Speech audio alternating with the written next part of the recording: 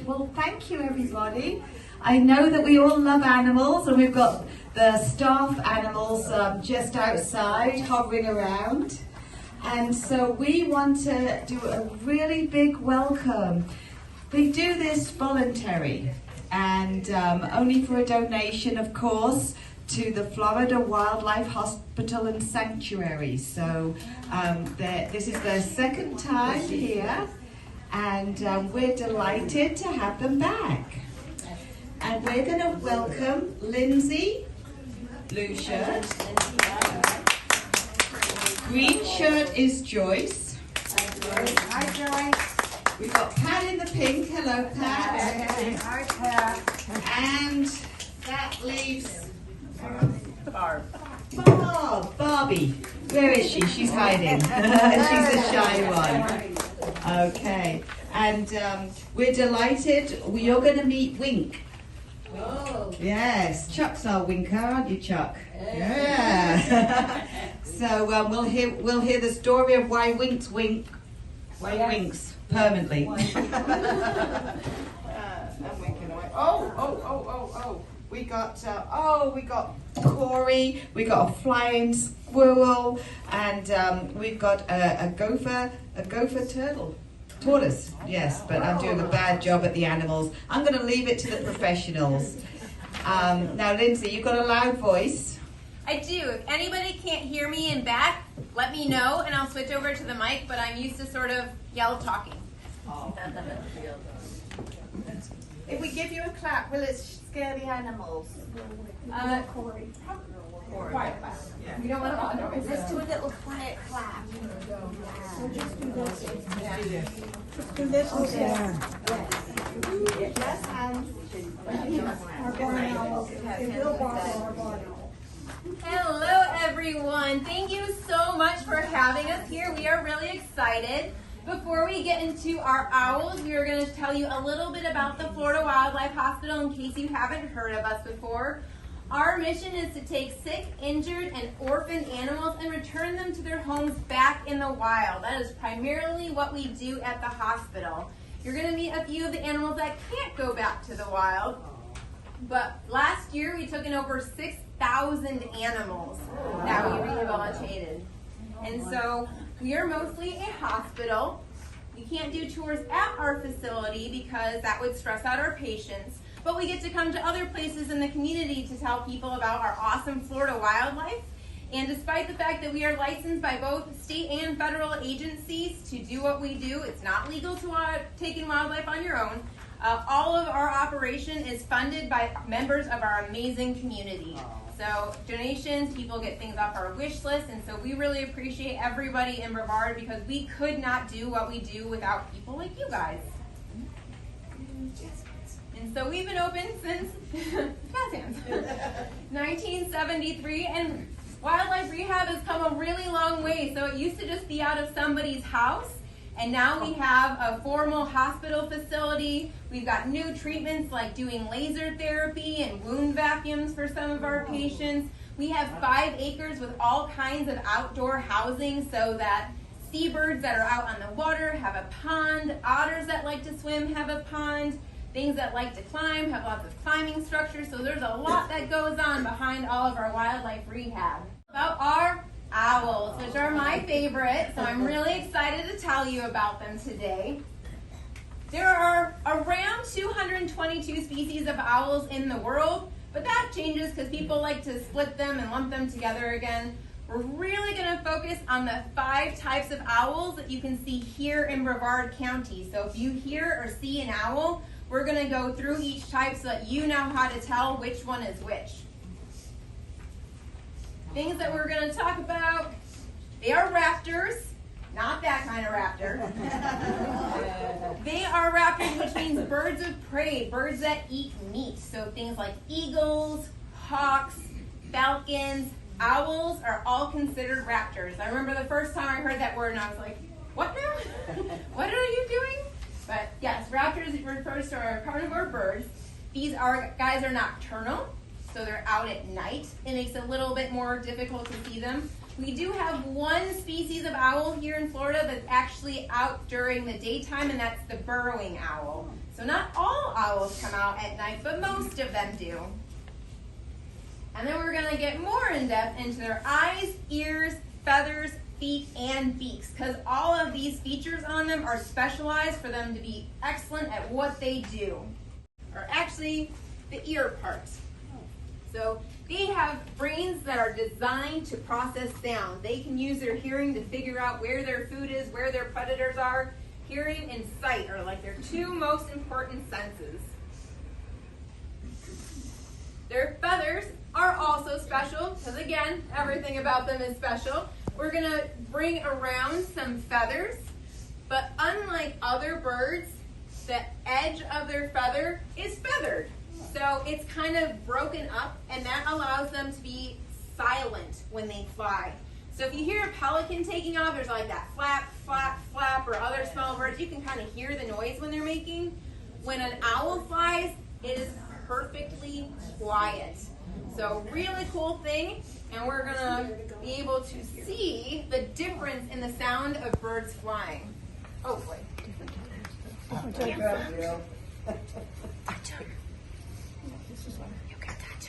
Oh, we don't have sound then. This is an owl feather. You see how this is. And this is the regular bird feather. If you have it quickly, otherwise we'll just watch the birds flying and being impressed with them. I always put it on the Different thing. Yeah. Look at that. Oh, I see.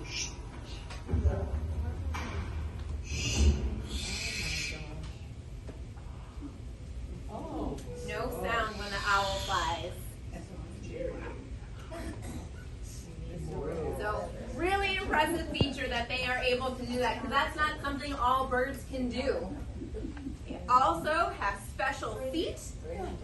They have toes with really sharp talons. Even baby owls have sharp talons. So we tell people, when you see the baby owls, there's these like tiny, cute little fluffy things with big talons. So you have to be careful even around the babies, but that allows them to grab onto their food. And they also have 4 toes, and a cool thing about owls' toes is that they have one that rotates. So they can have 2 toes in front and 2 toes in back. That's called zygodactyl. Or they can rotate a toe around and have 3 toes in the front and 1 in back. See how this one So is free? again, not many birds can do that. Most birds, like our songbirds, mockingbirds, grackles, have the 3 in front, 1 in back. That's pretty common. Birds like parrots have the 2 in front, 2 in back. That makes it really good for climbing. And owls can have either or, because they can just rotate that toe around. Another reason that makes our owls really good for presentations is they have short, strong bones in their feet, because when they get their prey, they nab it with their feet. So they've got to be able to take a lot of impact on those bones. So we put little anklets around their anklets and have them on gloves, and that's safe for them because they have such strong bones in their ankles and feet. And unlike people, their toes sort of lock in the opposite direction. So if we relax, our hand kind of is open, but if they relax, their hand grips, or their feet grip. And that allows them to sleep in trees, because we would not want to sleep standing up on something that would end up with us on the floor. They can do it because theirs is the opposite, where when they relax, when they're sleeping, their feet automatically grip.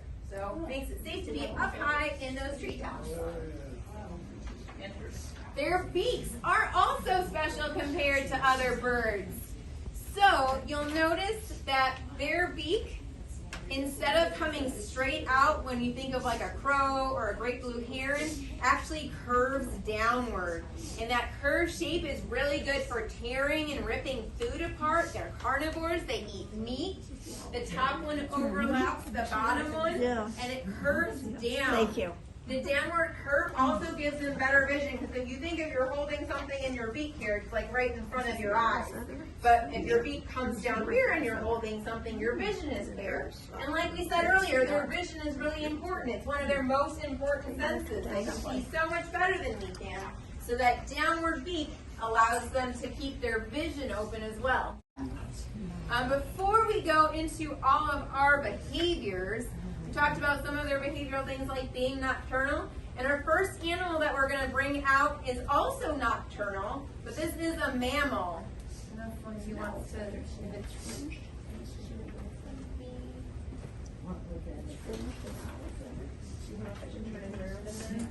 You bring this forward. I'm going to switch the buttons one more time. I'm just going to switch our little squirrel around so you can see him a little better. But we are going to bring out a southern flying squirrel. Oh. And despite the name, they don't actually fly like our owl friends. These guys have skin between their feet that allows them to glide. So does Janet. Oh, skin between. Now they should be able to see him in Too bad I don't have them in my mouth.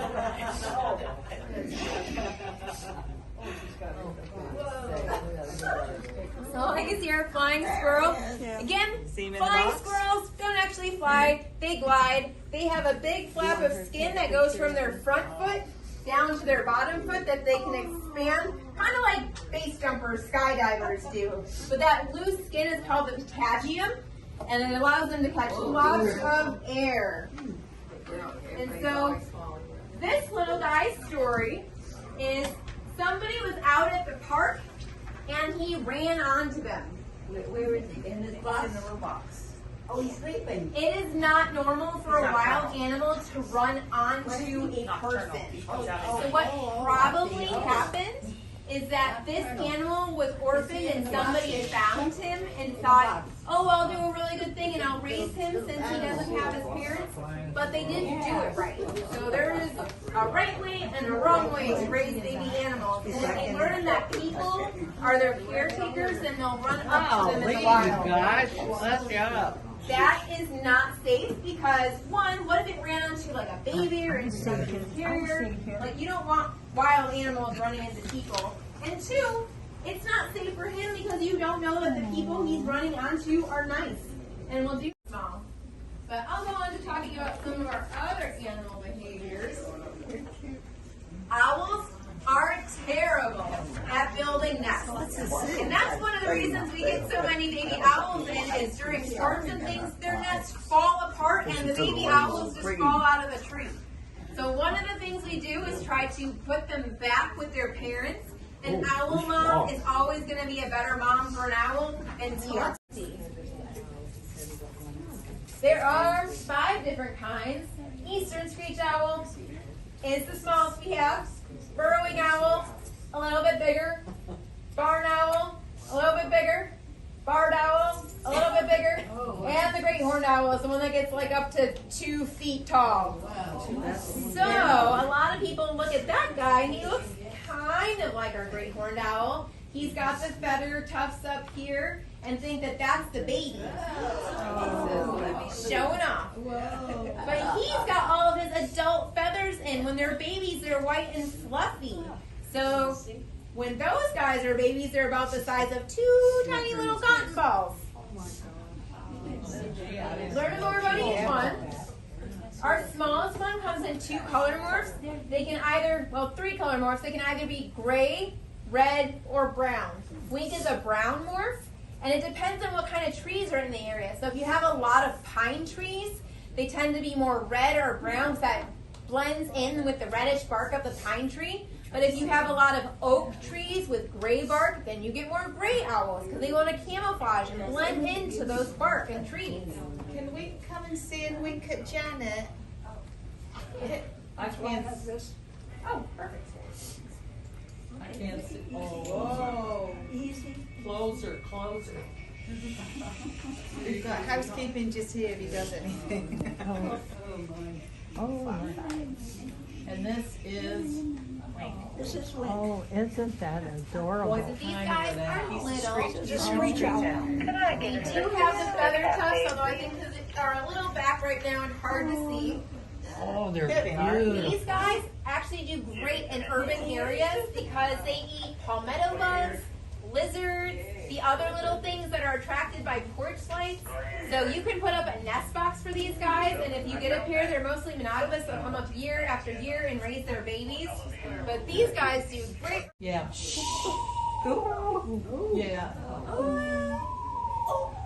Yeah. I had one of my old trees.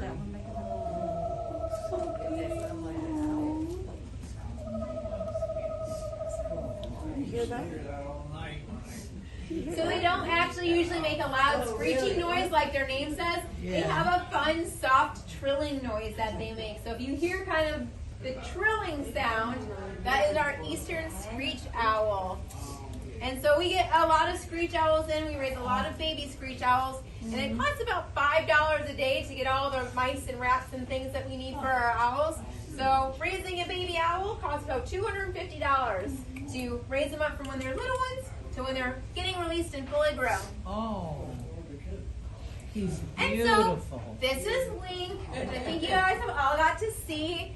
He came into another wildlife rehab center with head trauma. And his eye was damaged, so they did surgery and they removed the eye. But not only was the eye removed, but the skull is sort of a different shape. And so without their vision, that's one of their main senses. They also, he doesn't have that facial disc of feathers anymore, so his hearing is impaired. That's their second main sense. So without his hearing and vision, he really can't get released into the wild because he would not be able to catch food or take care of himself, which is why he makes a great educational ambassador for us. And he has the name Wink because he's always winking at you. I just did. That's so bad. He's been with us just a few years now, but he's doing a really good job going out and meeting people. Our other eastern screech owl that we have is actually retired from doing programs, but usually he's a foster dad. So we'll put the babies in a cage with him, and then the babies get to see an adult eat, make owl sounds, tear apart their food, and do all the natural owl behaviors. Again, because we want our owls to grow up knowing that they're owls and not thinking that they belong with people. So having a foster dad owl really helps our babies grow up right. He thinks he's people. See what that lady is holding. You'll see it. The next one that we briefly mentioned is our burrowing owl. So that's the second smallest one in Brevard. And these guys are strange because they just go and break all the rules. Most owls are nocturnal. They come out during the day. Most owls live up in the trees. They like to burrow in the ground. They're just going to be complicated. But they have a rounded head, so no ear tufts for these guys.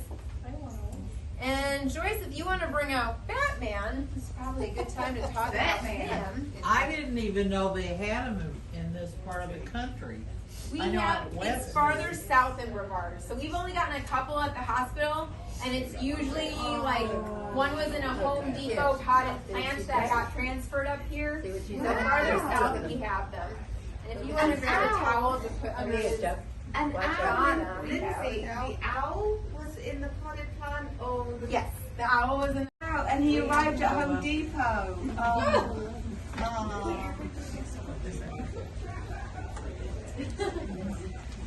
So, burrowing owls, because they live underground, rely on this animal. This is a gopher tortoise. It's a juvenile, so it's just a small one. But his name is Batman because when he first came to us, he had a little bat symbol on his shell, which is fading as he gets older. He can't be released because he's missing a front arm. And what these guys do is dig burrows for all kinds of animals. Over 350 animals use the gopher tortoise burrow. So burrowing owls will use a gopher tortoise burrow. Snakes use a gopher tortoise burrow. Lord mice use a gopher tortoise burrow. Gopher frogs use a gopher tortoise burrow. I see signs all over. Especially because fire is a really important part of our ecosystem and ecology. When there are fires, they can all take refuge in a gopher tortoise burrow. So even our owls here rely on cute little guys like Batman to dig those burrows. Sometimes they can dig their own, but gopher tortoises are the main burrow diggers in Florida. They're protected, aren't they? And we'll get to, if you listen again, you can hear what our burrowing owl sounds like. Listen for the burrowing owl.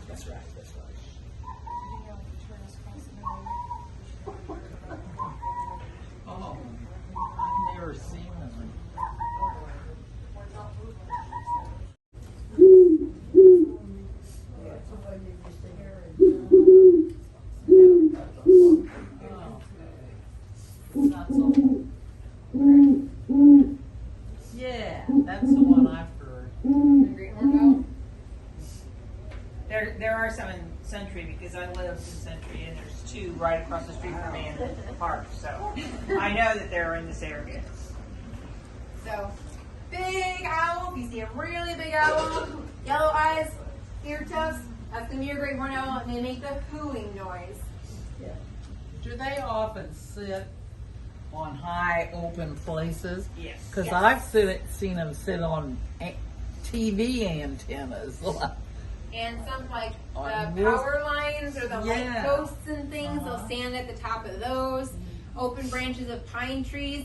A lot of times I've spotted great horned owls just because I see them silhouetted against the sky, like when it's starting to get dark, and they'll be on an open branch and I'll see that owl shape with the little horns on top.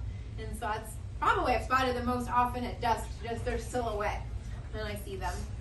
He's so cute. So they're a little more prominent facial discs where it's separated like that. You can kind of see where one set of feathers and the other set of feathers from the facial disc are separated. When he is at home and comfy, that's one of his favorite places to be scratched. He likes to be scratched right there. And we think he has a little bit of allergies because sometimes he gets a little red flaky skin, and so we'll give him extra scratchies, and he really likes that. I can commiserate because I also have allergies. But yeah, beautiful brown speckled color. And we really love being able to bring these guys out because, again, usually when you see the owls, they're up in the trees and far away, if you even get to see them. And they have such gorgeous, beautiful, unique patterns. When Vinka's out, he's got all kinds of red, brown, white flecking in it. He has such cool, like, light tan, dark brown, white, dark black things around. Just really gorgeous coloring and such a cool animal. So we want to make sure that we do things like pick up litter and don't put out rat bait and things like that could hurt them, because they are doing us a great service by, which is the slide that we're on, by he is. But if you want to help these guys, you can check out our wish list and see if there's anything that will help take care of our animals. Becoming a member, our members get quarterly newsletters, which are filled with really cute animal pictures, and learn more about our organization that way and help support us. We have fundraisers, so Hoot in the Park is something where we have all of our animals out. We've got like a little craft sale with different vendors, and you can kind of do your pre-Christmas or holiday shopping at that time. So we do different events throughout the year, so you can come see us at those and have us out so we can tell you about all the cool animals. And again, thank you guys so much for having us. Do you have any questions about the hospital or animals, anything like that? Like from Chateau Madeleine, before everybody starts caboosing out of here, we would like to really thank you with gifts. So here we have a beautiful painting. I don't know what kind of owl this is, maybe you can help us. Great horn. A great horned owl, and this was painted by our lovely Evelyn's lovely mother. That's where she got her loveliness from. A lot of lovely in that family, and she's a lovely artist, and she would be honoured if you would hang that at your sanctuary. And then we have some gifts for you hard-working guys too. These were painted by our residents. And you've got your hands full, but we would like to give what we thought 3 were coming, so you'll have to fight over the third one. So these are all gifts for you. Thank you so much. Thank you. That's so sweet. We haven't finished yet. I also have a painting I want.